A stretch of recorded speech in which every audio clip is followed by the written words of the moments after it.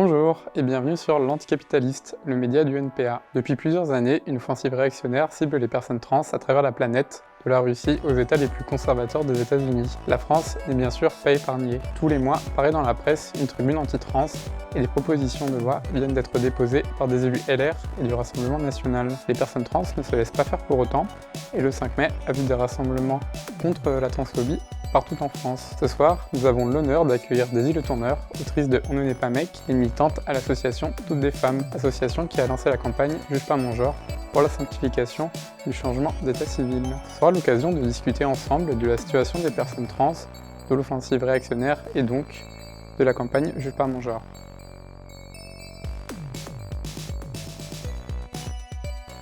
Bonjour Daisy, merci d'être là. Tu es autrice, tu es membre de l'association féministe Toutes des femmes. Pourrais-tu nous la présenter et nous dire dans quel contexte elle a été créée ? Bonjour Ada, déjà merci de me recevoir ici.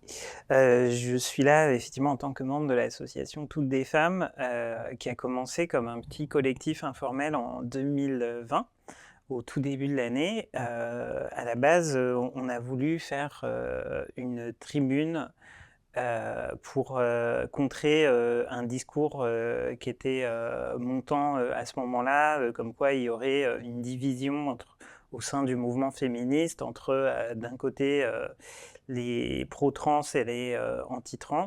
Nous, ce qu'on savait d'expérience en tant que militante, on était plusieurs militantes trans et cis au sein du féminisme, on savait que les anti-trans en fait étaient très largement minoritaires au sein du mouvement et surreprésentés parce que dans les médias, parce que en fait il y avait beaucoup de médias généralement de droite qui adorent raconter que les féministes s'entre-déchirent, adorent en fait semer la division dans le mouvement pour mettre en avant en plus les mouvements les tendances les plus réactionnaires et les plus qui vont le plus dans leur sens au final.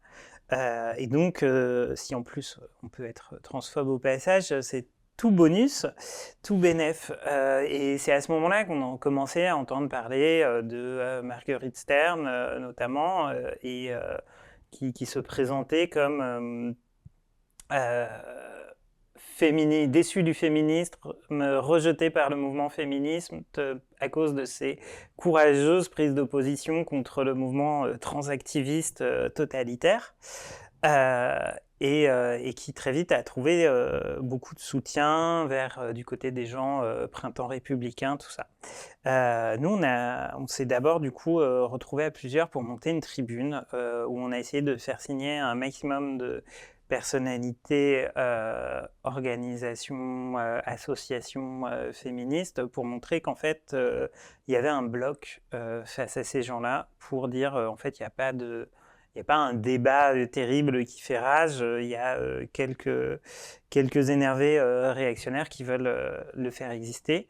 Et on y est parvenu assez bien. On avait eu des signatures de nous toutes, du planning familial et de plusieurs personnalités. On a été publié dans l'IB, etc. Et à partir de là, on s'est dit, c'est super, on a vu qu'on avait pu monter un truc juste entre quelques-unes d'entre nous et qu'on allait essayer de faire durer. À partir de là, pendant quelques années, on a continué en essayant à la fois développer notre expertise, notre contact avec les milieux militants et associatifs, avec les médias aussi, fournir, on a essayé de travailler avec les journalistes en leur fournissant déjà plein d'interviews et en leur fournissant du matériel contre la désinformation des antitrans, qui est un gros problème en fait auquel on fait face. C'est qu'il y a notre gros défi en fait, c'est de rétablir les faits, de rétablir, montrer ce que dit réellement la science, expliquer ce qui se passe réellement, qu'il y a des faits divers qui sont montés en épingle, voire qui sont détournés, imaginés, etc. et la réalité de la vie des personnes trans, la réalité des traitements, de ce qui se passe dans les hôpitaux, de ce qui se passe et de toutes les discriminations qu'on vit aussi, celle-là, elle est très rarement entendue face à toutes les brouves qui est faite par les transphobes. Ça marche. Merci Daisy. Pour continuer, est-ce que tu pourrais nous décrire les actions que réalise l'association Toutes des femmes? Par exemple, vous faites des formations avec nous toutes, il me semble. Oui, tout à fait. C'est une des activités qu'on fait depuis, alors je ne sais plus si c'est 1 an ou 2, en partenariat avec nous toutes. On fait des formations sur intégrer les personnes trans dans nos vies et dans nos luttes, dans nos orgas militantes, parce que toujours dans cet esprit où nous, on œuvre à l'union en fait entre les mouvements trans, les mouvements LGBT plus larges et les mouvements féministes, parce que c'est une union qui nous semble importante et au final naturelle, parce qu'on se bat toutes et tous contre les mêmes ennemis et contre le patriarcat. Et on a donc mis en place ces formations qu'on réalise auprès de militantes de nous toutes régulièrement en visio. Maintenant, on a... alors, j'avoue, j'ai pas retenu le chiffre exact, faudrait que je suis pas à jour, mais on a formé plusieurs milliers de personnes comme ça, simplement avec des formations en 2 parties, 2 soirées qui amènent en fait apportent plein d'infos et aussi permettent de lancer des débats, des discussions, et de faire des rencontres aussi avec des militantes un peu partout en France. Ça, c'est une de nos activités les plus principales qui est vraiment en cours. Après, on a énormément de choses qui sont plus ponctuelles. On fait du plaidoyer, que ce soit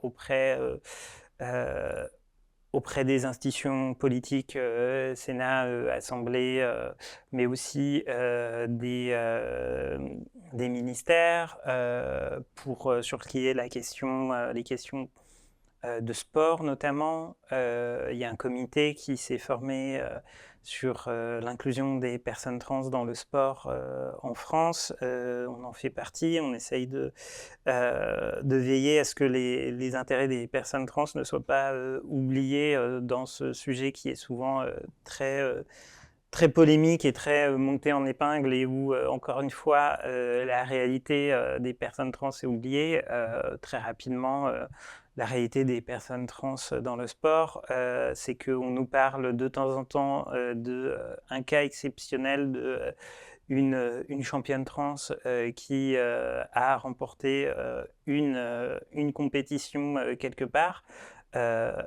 Ça arrive qu'il y ait des personnes trans qui gagnent, mais le plus souvent, les personnes trans, elles veulent juste faire du sport dans leur club. Elles veulent juste pratiquer en fait leur passion avec leurs amis, avec leurs pairs, et les lois qui existent, notamment aux États-Unis, pour exclure les personnes trans des compétitions sportives. Tout comme ça existe au niveau de certaines fédérations, etc., ça frappe déjà d'abord de simples personnes qui ne sont pas des championnes, qui sont juste des personnes qui veulent vivre leur vie et qui sont les grandes oubliées de ces débats. Après, on fait aussi toujours beaucoup de liens avec les organisations féministes et trans. Ça peut être signer des tribunes, signer des appels aux manifs, organiser en interorga des manifs et rassemblements. D'ailleurs, j'en profite pour dire que le 26 mai, on organise des rassemblements dans toute la France pour les droits des personnes trans. et qu'on espère que les gens qui regardent cette vidéo seront nombreux et nombreuses à nous rejoindre pour manifester pour nos droits. Voilà, j'ai dit déjà pas mal de choses sur ce qu'on fait. On a de multiples activités et on essaye d'être vraiment là où il y a besoin. Ça marche. En tout cas, le NPA essaiera d'être à ce rassemblement. Et je voulais un peu rebondir sur ce que tu disais, sur justement essayer de collaborer avec le mouvement féministe. Si j'ai bien compris, vous essayez quand même de travailler le plus possible justement avec le mouvement féministe, avec le mouvement social. Oui, tout à fait. En fait, c'est quelque part, c'est très naturel. Déjà, avec le mouvement féministe, finalement, nous, ce qu'on a toujours voulu montrer, et on l'a montré de façon convaincante vu les bonnes relations qu'on a avec la plupart du mouvement féministe français, c'est qu'on a les mêmes intérêts, on a les mêmes ennemis, et on se bat pour la même chose, que l'autonomie corporelle, ça recouvre l'IVG par exemple, mais ça recouvre aussi le changement de genre, le changement de sexe, ça recouvre le droit à l'autodétermination des personnes trans mineures ou adultes, et, ça recouvre aussi l'autodétermination et les droits de toutes les personnes LGBTI. Et en fait, voilà, ça se passe très bien. Et globalement aussi, avec notre collaboration avec le mouvement social, elle est là dans les appels aux manifs, dans les tribunes qu'on signe. On a conscience en tant qu'association, nous, que se battre pour les droits des personnes trans, ça ne se limite pas en fait justement à quelques droits à gagner dans la loi, même si il ne faut pas négliger ça du tout.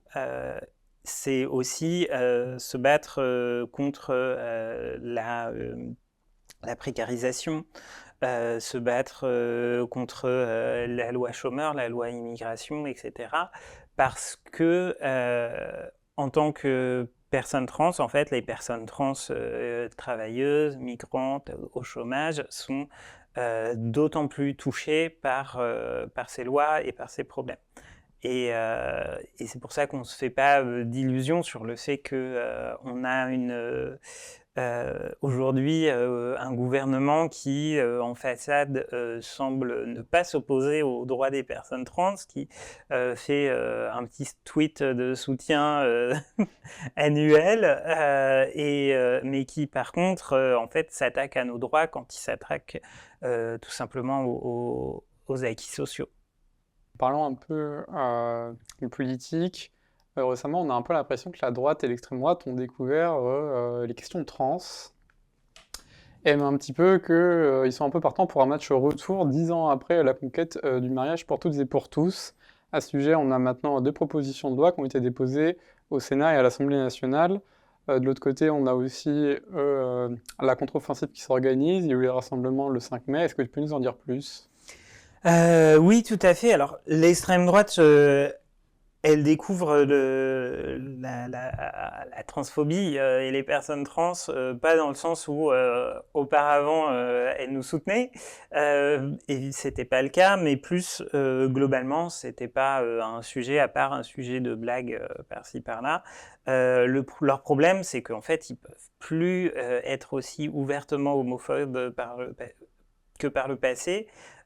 C'est un poil moins bien vu, en tout cas ça se pense sans doute toujours autant, mais ça se dit moins qu'on est homophobe, on a vu à l'occasion des 10 ans du mariage pour tous, beaucoup d'anciens opposants qui ont fait leur mea culpa, j'ai compris depuis que en fait je ne suis pas homophobe et que je suis pour le mariage pour tous, enfin même si ils reconnaissent pas que c'était homophobe à l'époque de s'y opposer.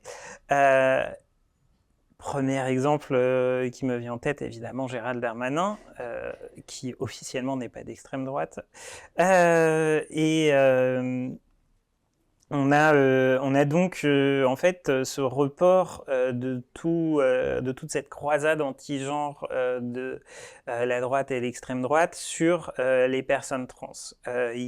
Cette tentative de monter une panique morale en fait en expliquant que le mouvement trans va essayer de transer vos enfants, venir dans les écoles pour les corrompre, pour les initier à un mode de vie qui est évidemment pervers, profondément sexuel, et on fait des associations avec la pédophilie et avec tout ce qu'on déteste, tout ce qui est mal, et en fait on en vient à du coup des mouvements notamment celui des mamans louves qui en fait agissent et harcèlent des profs partout en France dès qu'ils entendent parler d'un prof qui ferait un peu d'éducation sexuelle, alors que c'est un sujet qui évidemment est censé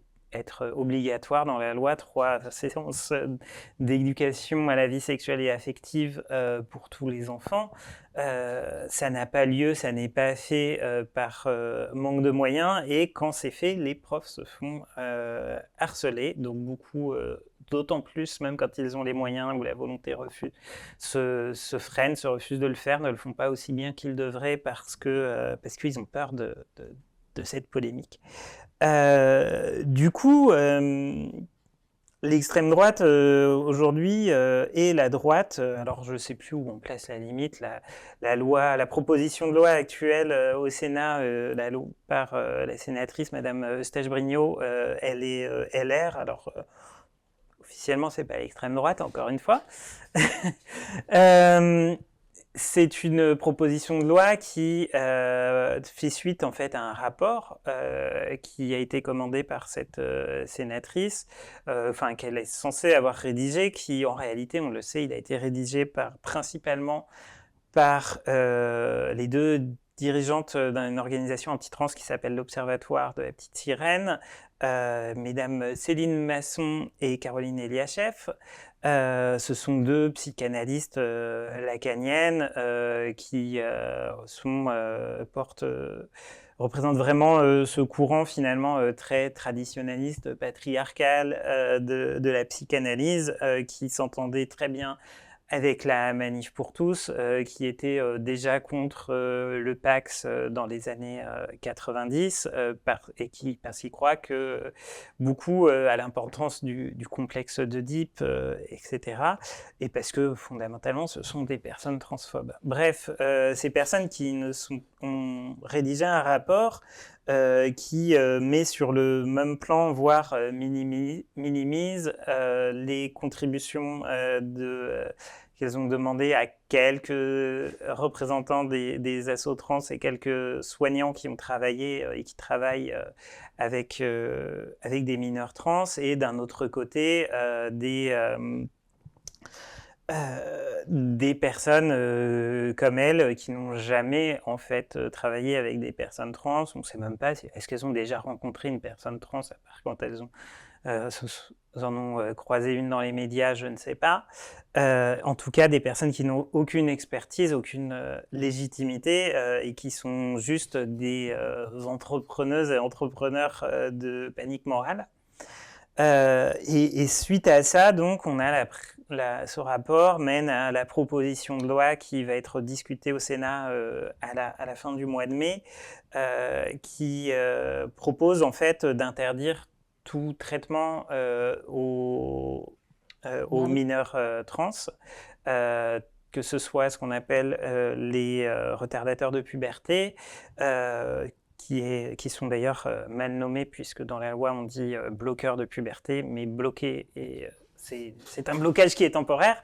Interdiction aussi de traitements hormonaux sur les mineurs trans, et puis punition qui va, je crois jusqu'à 2 ans d'interdiction d'exercer, 30 000 € d'amende pour les médecins qui pratiqueraient qui prescrivrait en fait des traitements qui sont reconnus internationalement par toutes les associations de professionnels de la santé qui travaillent avec des mineurs trans. Et puis enfin, la loi, elle appelle à la création d'une nouvelle stratégie nationale et de recommandations pour les professionnels qui serait très orienté en fait, puisqu'il orientait principalement vers ce que eux appellent des thérapies exploratoires du genre, c'est-à-dire l'inverse de ce qui se passe actuellement. Actuellement, ce qui se passe dans les hôpitaux comme à la Pitié-Salpêtrière où on s'occupe des mineurs trans, et ben, on pourrait qualifier ça de thérapie exploratoire puisque en fait, on écoute les mineurs. Il y a des équipes de psy qui travaillent avec les mineurs et leurs parents, qui leur proposent en fait différentes solutions. Les solutions, elles ne sont pas toutes médicales. Ça commence d'abord par exprimer son genre autrement en changeant de prénom, de pronom, de façon de s'habiller. En se laissant pousser les cheveux ou en se coupant les cheveux, etc. Un travail qui est fait aussi main dans la main avec les parents, bref, avec toute la prudence du monde. Et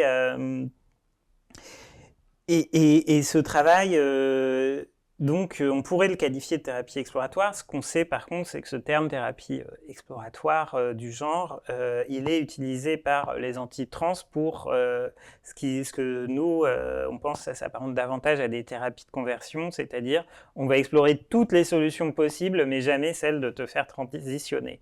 On va te dire, mais t'as essayé plutôt de de te raser le crâne et de jouer au G.I. Joe, et puis peut-être je sais pas, l'école militaire, peut-être tous ces trucs hyper genrés, et quand à l'inverse un petit garçon trans, on va lui dire non mais en fait il faut que tu insistes et que tu joues à la poupée, et il faut que tu t'inscrives à la danse, etc., etc.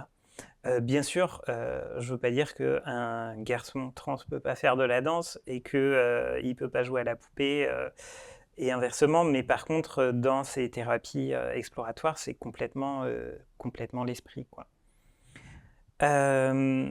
Donc voilà en quoi elle consiste, cette loi. C'est une loi contre laquelle on se mobilise, et notamment il y a eu ce premier rassemblement le 5 mai qui a eu lieu dans toute la France, qui a rassemblé entre 5 et 10 000 personnes. C'est énorme. Moi, je suis très ému de la mobilisation que j'ai pu voir à la fois ce jour-là, mais aussi tous les jours dans mes proches et sur les réseaux sociaux, etc., dans le fait que je suis invité ici aujourd'hui et que je ne suis pas la seule personne trans invitée dans les médias, alors que c'est pas un truc super courant, malheureusement, encore aujourd'hui. On invite beaucoup plus les anti-trans comme mesdames Stern et Moutot. On a donc une vraie mobilisation contre cette loi, contre les polémiques médiatiques aussi, et contre ce qu'on peut appeler clairement un assaut transphobe, un assaut contre nos droits. Moi, je trouve ça vraiment génial, et c'est un truc qu'on va continuer d'abord dans le mois qui mène à la présentation de cette loi, avec cet appel au rassemblement du 26 mai que je vais essayer de placer un maximum pendant cette interview, qui pour l'instant, on va essayer qu'il ait lieu dans toute la France une fois de plus. Cette fois, c'est à l'appel des organisations trans et LGBTI. Il n'y a pas que nous, il y a toutes des femmes, il y a aussi Outrance, il y a aussi Accept ST, il y a aussi SOS Homophobie, il y en a plein d'autres que je ne vais pas tous citer, donc il ne faut pas vexer les gens. Et puis, on a aussi, nous, chez Toutes des femmes, vraiment, et avec le soutien des organisations que j'ai mentionnées, cette envie de contre-attaquer. Parce qu'en fait, on en a un peu marre face à cette polémique, il y a beaucoup de gens qui se mobilisent pour dire oh là là, qu'est-ce que j'aime pas Marguerite Stern et Dora Muto, mais elle, en fait, c'est un épiphénomène. Et la loi actuelle, proposition de loi Eustache-Brinio, on est à peu près persuadé que si elle passe le Sénat, elle ne passera pas à l'Assemblée parce que on sait déjà que les représentants du gouvernement se sont prononcés contre, que la gauche sera a priori unanime contre. On n'a pas envie que en fait, toute cette mobilisation qui fait chaud au cœur, elle soit juste pour contre finalement deux meufs qui ont écrit un livre nul et une loi qui n'a aucune chance de passer. On a envie de se battre en fait à la fois parce qu'on a envie de se battre et à la fois parce que on pense que la meilleure des défenses, c'est l'attaque. On pense que on peut et il faut gagner des droits aujourd'hui. Et c'est pour ça qu'on a lancé une campagne qui s'appelle Juge pas mon genre pour l'obtention dans la loi du changement d'état civil libre et gratuit. Justement, c'était la prochaine question. Justement, oui, tu parlais de conquérir de nouveaux droits. Vous avez lancé la campagne Je suis pas mon genre, justement pour ça. Est-ce que tu pourrais nous en dire plus? Oui, en fait, le changement d'état civil libre et gratuit, c'est une vieille revendication des assos trans et LGBTI au sens large, qu'on a voulu nous mettre en avant parce qu'on pense que déjà c'est gagnable. C'est un truc qui peut être fait et qui ferait beaucoup de bien à beaucoup de personnes trans.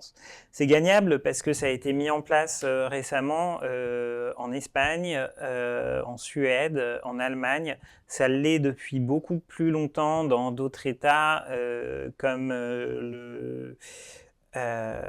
le Portugal, l'Argentine, même si là-bas je crains qu'aujourd'hui ce soit un peu en danger, de nombreux États européens aussi. On pense que c'est gagnable et aussi que ça changerait vraiment beaucoup de choses. La loi, elle n'a pas changé depuis 2016, ça fait longtemps, et à cette époque-là, elle a changé à la marge. Je vais faire un petit historique, en gros. Les changements d'état civil, pendant très longtemps, ça s'est fait finalement à la jurisprudence. Il n'y avait pas de loi jusqu'en 1992, si je ne dis pas de bêtises, il y avait des changements d'état civil qui étaient décrétés par des juges comme ça.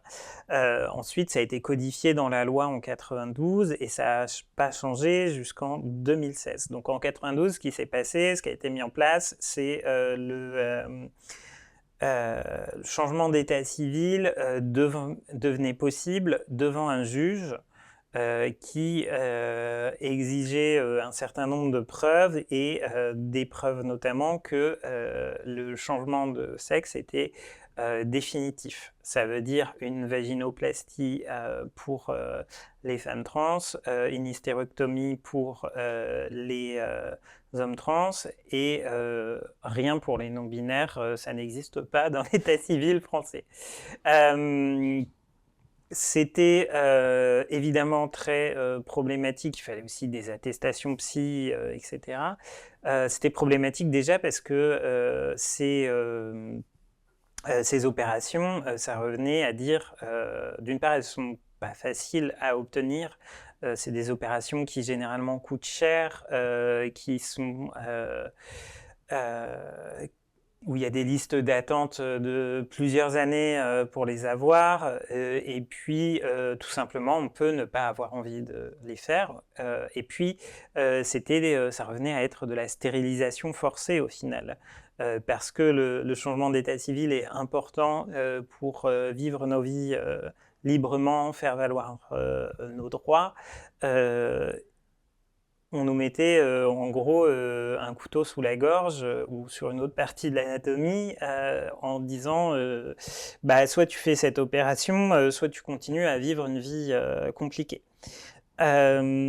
Ça a été changé en 2016, donc, où on a obtenu effectivement le retrait de l'exigence de ces opérations, mais on est resté avec une procédure qui nécessite la constitution d'un gros dossier déjà pour déposer sa demande et le passage devant un juge au tribunal de grande instance, un juge à qui on laisse une certaine latitude en fait pour estimer pour prendre sa décision et estimer les critères nécessaires.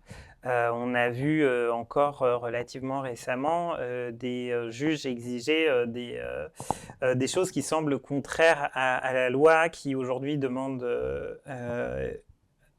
indique qu'on n'a pas besoin d'attestation médicale, mais il y a eu, je crois, en 2018, une petite fille de 8 ans qui s'est fait refuser son changement d'état civil parce qu'elle n'avait pas subi d'opération. À ce moment-là, moi, j'ai envie de dire, vous voulez interdire les opérations sur les mineurs ou pas ? Évidemment, personne ne veut faire d'opération sur une petite fille de 8 ans, mais voilà. Donc, cette procédure, en plus, elle est plus d'être fondamentalement inégalitaire, puisque, en fait, tout le monde n'a pas les ressources d'éducation, de moyens pour établir soi-même un dossier qui fait souvent une trentaine de pages, dans lequel on exige des témoignages de proches. Alors, si votre famille vous a mis dehors, super. Et en fait, les juges, on les connaît, ils vont à la fois déjà juger votre apparence sur des critères sexistes. Si vous êtes une femme et que vous venez au tribunal en pantalon, ça passe moins bien. Si vous êtes un homme et que vous avez les cheveux longs, ça passe moins bien. Et tous ces trucs-là, c'est des trucs qu'on voit, qu'on entend dans les tribunaux. C'est une procédure qui aussi est humiliante et qui globalement est aussi inutile, puisque à la fin du compte, je crois qu'on est à plus de 90% des demandes qui sont accordées. Donc on fait beaucoup d'efforts, beaucoup d'humiliation des personnes trans pour au final une formalité. Donc nous, ce qu'on voudrait, c'est dans un premier temps obtenir que ce changement d'état civil, il se fasse librement sur simple déclaration en mairie. C'est ce qui s'est passé en Espagne, en Allemagne, et qui n'a causé aucun chaos. Il n'y a pas de... Ce qui est invoqué des fois, c'est des personnes qui utiliseraient cette procédure pour changer d'identité et échapper à la justice, échapper à leurs créanciers, etc. Moi, j'aurais bien aimé, je l'ai fait, j'aurais bien aimé échapper à mes créanciers. Ça n'a pas marché. Ils vous retrouvent quand même. Donc, c'est en fait une procédure qui est inutile, qui fait perdre le temps de tout le monde, qui est humiliante et puis aussi qui reste inaccessible et qui est à beaucoup de personnes trans et qui donc est discriminatoire. C'est pour ça que donc on a lancé cette campagne Juge pas mon genre. La première partie de cette campagne qui s'inscrit dans le temps, et on va avoir plusieurs épisodes. Cette première partie, c'est une pétition qui est sur change.org.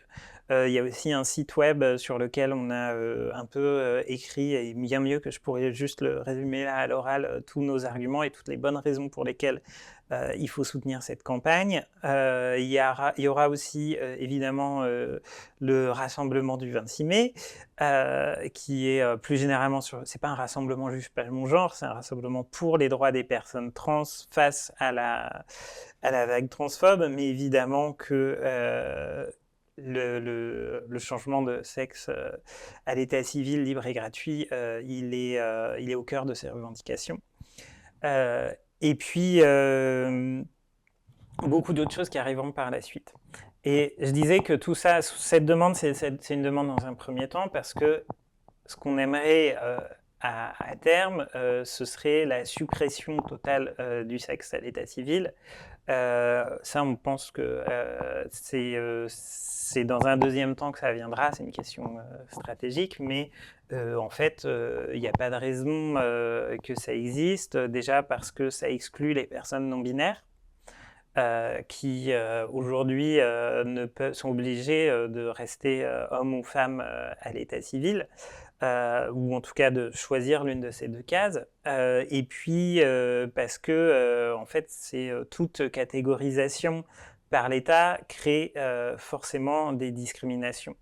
Et c'est là aussi que on peut dire que c'est un combat féministe, c'est libérer finalement les femmes de cet état qui vous catégorise et donc vous place en deuxième. C'est quand même pas un hasard si sur les numéros de sécu, le numéro 1, c'est pas les femmes. Euh, donc voilà ce que je peux vous dire sur cette campagne. Merci pour cette description. Moi, j'avais une question sur cette revendication, ce que vous revendiquez, le changement à l'état civil libre, gratuit, sur simple demande. Moi, je voulais savoir un peu en quoi ça changerait concrètement le quotidien des personnes trans en ce moment, en termes notamment de discrimination. Alors, en fait, je vais vous parler par exemple de mon cas et mon petit témoignage comme ça sera très concret.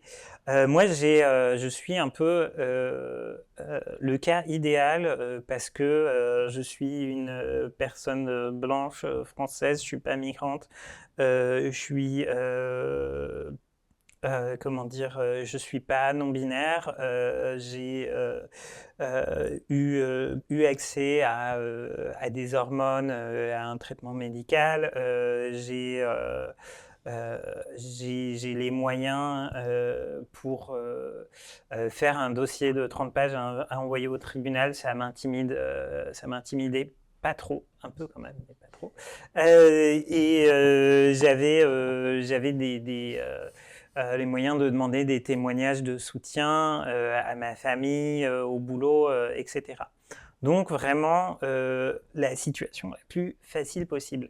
Bah, j'ai quand même attendu 2 ans entre mon coming out et le dépôt de ce dossier. Déjà parce que il fallait quand même le temps de le faire, mais aussi parce que surtout on sait que si on va trop tôt, c'est pas pris au sérieux. Donc en gros, la loi elle vous oblige à vivre 1 an, 2 ans avec des papiers qui correspondent pas à votre présentation. Et quand on a des papiers qui ne correspondent pas à son prénom et à son sexe, on s'expose à des discriminations à chaque fois qu'on va contrôler vos papiers. Ça veut dire, quand on cherche un job, on est obligé de s'outer parce qu'on donne son numéro de sécurité sociale et du coup, on se retrouve avec des employeurs qui savent qu'on est trans et qui, bien souvent, vont nous discriminer. Même chose quand on cherche un logement. Les propriétaires, dans bien des cas, ils ont l'embarras du choix des dossiers de locataires. Donc, ils vont pas prendre les trans, c'est tous des putes et des drogués. On s'expose évidemment lors d'un contrôle de police à révéler sa transidentité et je vais pas vous surprendre en disant que la police française, la gendarmerie française, c'est pas les plus grands alliés des personnes trans. C'est à la fois pas des personnes qui sont formées sur le sujet, mais c'est aussi souvent des personnes dont les opinions sont à l'extrême droite, on le voit dans tous les sondages, et dont les actions reflètent bien ça, et le traitement des personnes trans aussi. C'est aussi quand on va voter, quand on doit passer une frontière, quand on doit aller retirer un colis à la poste, on peut se retrouver face à des personnes qui nous accusent d'usurpation d'identité. Alors souvent, on n'y va pas. C'est tout un tas de choses en fait qui vont compliquer nos vies les précariser et rendre la transition plus compliquée qu'elle ne devrait l'être. Et concrètement, aujourd'hui, les personnes trans en France et dans le monde, on fait partie des catégories de population les plus précaires. On a des difficultés de logement, on a des difficultés d'emploi. Quand on ajoute à ça, qui n'est pas lié à l'état civil, mais qu'on est des personnes souvent en rupture familiale, en rupture scolaire, parce que l'institution est transphobe et ne nous reconnaît pas. Déjà, si à l'école on pouvait leur montrer des papiers qui ont été changés, une décision de l'État qui dit voilà, cette personne est une femme ou cette personne est un homme, cette personne s'appelle de tel prénom, etc. L'institution scolaire, les facs, tout ça serait serait en fait obligé de nous traiter un peu mieux qu'ils ne le font actuellement. Donc c'est vrai que des fois on a un peu ce discours comme quoi l'état civil on s'en fout, c'est l'état qui nous emmerde, etc. Moi j'aimerais bien que ce soit le cas, mais concrètement dans la vie de tous les jours on en a besoin de cet état civil, on a nos papiers, ils sont contrôlés, et en attendant d'avoir aboli l'État, fait la révolution, etc., nous on a besoin tout de suite de vivre mieux. En parlant de discrimination, je me demandais, on avait vu il y a 10 ans avec la Manif pour tous, une vraie homophobie qui était décomplexée de la part de la droite, de l'extrême droite, et même en général dans la société. Est-ce qu'on observe un peu le même effet actuellement par rapport à la transphobie? Oui, tout à fait. Clairement, il y a... je pense que moi, j'ai l'impression que il y a quelques années, avant ma transition, les personnes trans, on en parlait 3 fois par an quand il y avait une personne trans dans les médias qui gagnait un concours de Miss ou qui était une personne célèbre qui transitionnait, et c'était pas vraiment un fait de société.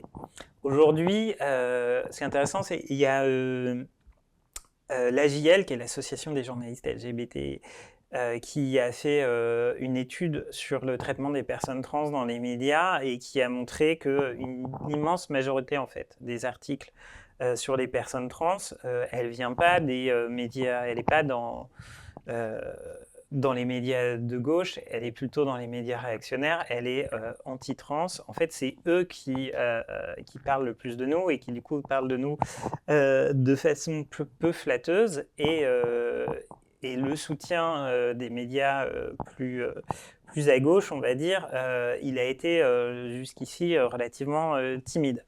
Ça fait que aujourd'hui, il y a beaucoup de gens dans la vie quotidienne qui nous renvoient des clichés transphobes qu'ils n'avaient même pas en fait à la base.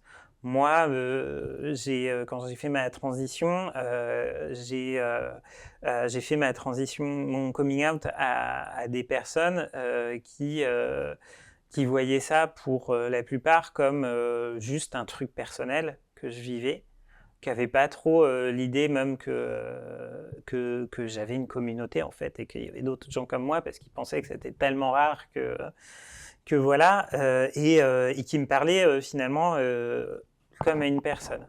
Ce qu'on voit de plus en plus, c'est que à cause de cette transphobie médiatique, il y a à la fois la transphobie ordinaire qui se sent un peu plus libérée, encouragée dans son expression quotidienne par les gens au travail, dans la rue, etc. Et aussi qui est structurée en fait. Il y a des gens qui ont des arguments, qui leur viennent des campagnes de désinformation qui sont menées, et qui vous leur parlez de questions trans, et tout de suite leur esprit saute à ces enfants qu'on force à transitionner parce que c'était une petite fille qui jouait au foot, alors on va l'emmener dans un hôpital et lui injecter de la testostérone, des conneries comme ça. Toutes ces représentations-là, elles nourrissent la société, et elles nourrissent des réactions transphobes qu'on a au quotidien, Et on le sait, en fait, les agressions LGBT-phobes et plus spécifiquement transphobes, elles augmentent d'année en année, on le voit dans les chiffres. Donc, cette agitation transphobe qui est dans les médias, qui est et qui est maintenant aussi au Sénat, c'est pas juste un truc qui existe à la télé, dans nos téléphones, c'est des trucs qui rendent la vie des personnes trans plus difficile et plus dangereuse au quotidien. Justement, pour revenir sur le changement à l'état civil, et est-ce que vous voulez que ce soit une revendication clé du mouvement LGBTI pour actuellement, notamment comme ça avait été le cas pour le mariage pour toutes et pour tous, pour les PMA, la PMA pour les couples de femmes, vu que c'est bientôt la période des Prides? Oui, tout à fait. C'est vraiment quelque chose qu'on veut porter et qu'on veut, et donc on espère que ça mobilise et on pense que ça peut et ça doit mobiliser largement. On sait que le mouvement LGBTI, il s'est longtemps toujours en fait structuré autour de certaines revendications. Et comme des buts à atteindre, il y a eu le mariage pour tous, il y a eu la PMA. Alors la PMA, précisons quand même que c'est pas parfait parce que il y a la situation des hommes trans qui n'ont pas un accès aujourd'hui dans la loi à la PMA, et il faut continuer de lutter pour ça. Aujourd'hui, on pense et on voudrait que vraiment ce changement d'état civil soit la prochaine mobilisation, soit le but vers lequel on veut aller, et les exemples internationaux nous montrent que c'est possible. Entendre dire que ça serait aussi une première étape, parce qu'il y a plein d'autres droits à revendiquer. Tu as par exemple parlé de la PMA pour les hommes trans, et aussi toujours la revendication d'une prise en charge à 100% pour les frais de transition. Et donc ma question c'est comment est-ce qu'on peut aider en ce moment, notamment par exemple le NPA? Effectivement, c'est pas non plus, j'insiste beaucoup là-dessus, mais c'est pas la seule revendication. On peut vous sortir toute une liste de courses, et effectivement, il y a une meilleure prise en charge des soins, une formation des soignants, davantage de moyens pour les associations, notamment celles qui font de l'autosupport et de l'aide aux personnes trans qui peuvent être dans la rue, qui sont migrantes, etc. Et il y a aussi évidemment toutes les revendications plus larges contre la précarisation, pour les droits des migrants, des migrantes. Mais aujourd'hui, je suis là pour parler de la campagne Juge pas mon genre. Et la première chose, en fait, que les gens qui nous regardent peuvent faire, c'est d'aller signer notre pétition qui est sur change.org. On a aussi quelques autocollants à vendre qui sont très sympas. Et puis de relayer cette campagne sur les réseaux sociaux, dans vos assos au niveau local, dans vos partis. Vous pouvez aussi tout simplement vraiment vous renseigner un peu sur le site et apprendre un peu tous les enjeux en fait que j'ai effleurés ici, et voilà, ce sera déjà pas mal.